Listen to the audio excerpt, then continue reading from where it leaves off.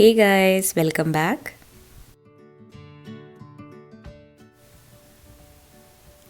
Channel ആദ്യമായിട്ട് കാണുന്നവരുണ്ടെങ്കിൽ subscribe ചെയ്യാൻ മറക്കരുത്.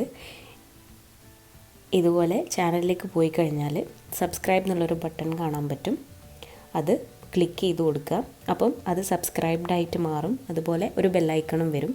അപ്പോൾ ആ ബെല്ലൈക്കൺ ക്ലിക്ക് ചെയ്യുമ്പം ഒരു വിൻഡോ ഓപ്പൺ ആവും. അതിൽ ഓൾ വേണം പ്രസ് ചെയ്യാൻ. എന്നാലേ ഞാനിടുന്ന എല്ലാ വീഡിയോസിൻ്റെയും നോട്ടിഫിക്കേഷൻസ് നിങ്ങൾക്ക് കിട്ടുള്ളൂ.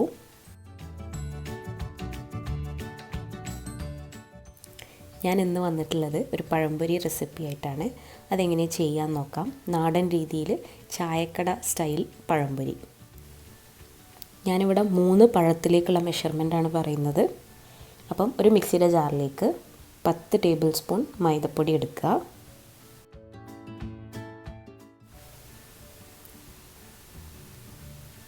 പിന്നെ അതിലേക്ക് 2 ടേബിൾ സ്പൂൺ അരിപ്പൊടി,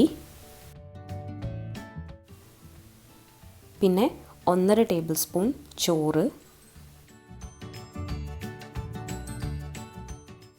പിന്നെ അതിലേക്ക് ഒരു മുട്ട പൊട്ടിച്ചൊഴിക്കുക.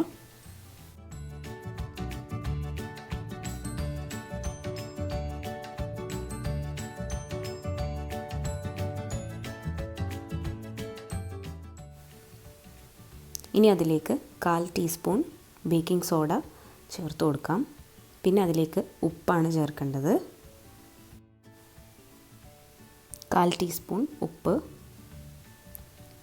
ഇനി അതിലേക്ക് 6 ടീസ്പൂൺ പഞ്ചസാര ചേർക്കാം.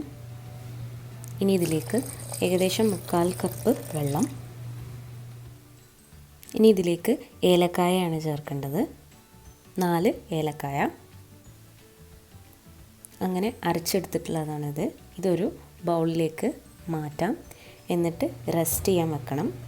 ഒരു ലിഡ് വെച്ച് അടച്ചിട്ട് 2 മണിക്കൂർ റെസ്റ്റ് ചെയ്യാൻ വെക്കാം. ഞാനിവിടെ 3 പഴമാണ് എടുത്തിട്ടുള്ളത്.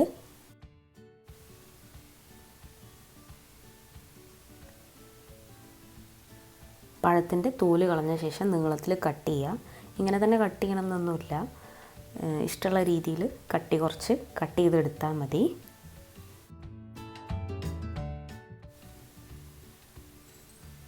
അങ്ങനെ പഴം മുഴുവൻ ഞാൻ കട്ട് ചെയ്ത് വെച്ചിട്ടുണ്ട്. മാവിലേക്ക് ഞാൻ 2 ടേബിൾ സ്പൂൺ വെള്ളം ഒഴിച്ച് നന്നായിട്ട് ഒന്ന് മിക്സ് ചെയ്തെടുത്തിട്ടുണ്ടായിരുന്നു. ആ വീഡിയോ ഞാൻ എടുക്കാൻ വിട്ടുപോയതാണ്. അപ്പോൾ ഒരു പാൻ ചൂടാകാൻ വെക്കുക. പാൻ നന്നായിട്ട് ചൂടാകുമ്പോൾ അതിലേക്ക് പൊരിക്കാൻ ആവശ്യമായിട്ടുള്ള വെളിച്ചെണ്ണ ഒഴിച്ചു കൊടുക്കുക. എണ്ണ ചൂടായോ നോക്കാൻ വേണ്ടിയിട്ട് മാവിൽ നിന്ന് കുറച്ചെടുത്തിട്ട് എണ്ണയിലേക്ക് ഇട്ട് നോക്കിയാൽ മതി. അപ്പോൾ നന്നായി പൊരിഞ്ഞങ്ങ് പൊങ്ങി വന്നാൽ അത് നല്ലോണം ചൂടായി എന്നാണ്. അപ്പോൾ അത് എടുത്ത് മാറ്റാം. ഇനി നമ്മൾ റെഡിയാക്കി വെച്ച മാവിൽ മുക്കിയിട്ട് പഴം എണ്ണയിലേക്ക് ഇട്ട് കൊടുക്കുക.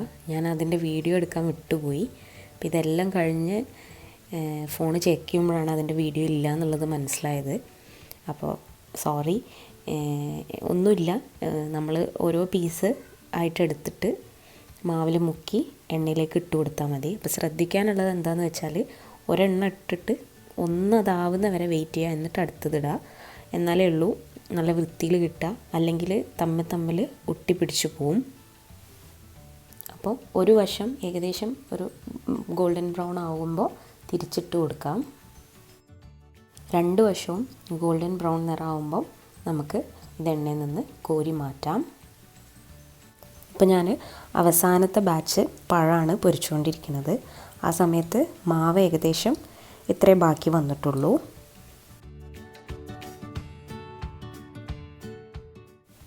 അപ്പോൾ ഈ റെസിപ്പി ട്രൈ ചെയ്ത് നോക്കാൻ മറക്കരുത്. വീഡിയോ ഇഷ്ടമായിട്ടുണ്ടെങ്കിൽ ലൈക്ക് ചെയ്യാനും ചാനൽ സബ്സ്ക്രൈബ് ചെയ്യാനും മറക്കരുത്. അടുത്ത വീഡിയോ ആയിട്ട് കാണുന്നവരേക്കും ബൈ.